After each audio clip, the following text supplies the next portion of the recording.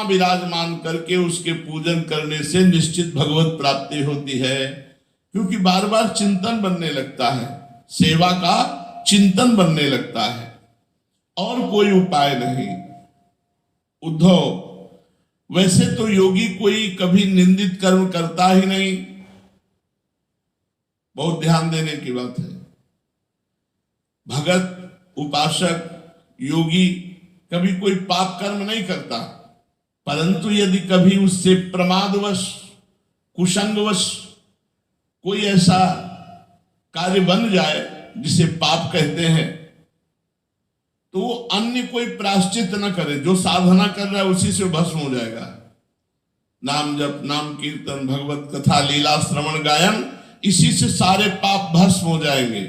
उसे कृच्छ, चंद्रायण आदि दूसरे प्रायश्चित कभी नहीं करना चाहिए। अपने अपने अधिकार में जो निष्ठा है वही गुण कहा गया है।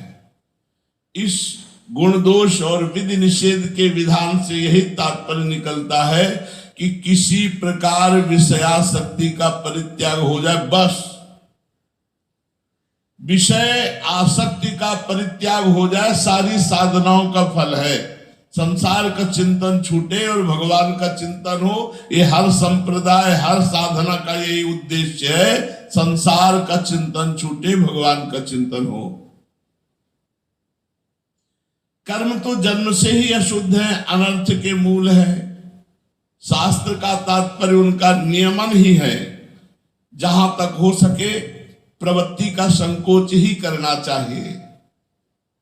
जो साधक समस्त कर्मों से विरक्त हो गया है, कर्मों में दुख बुद्धि रखता है, उसे चाहिए सब छोड़कर मेरी लीला कथा के श्रवण में खूब लगे, खूब भगवान की चर्चा सुने, भगवान की चर्चा करे, और ये जानता रहे कि जितने भोग वासनाएं ये दुख रूप हैं।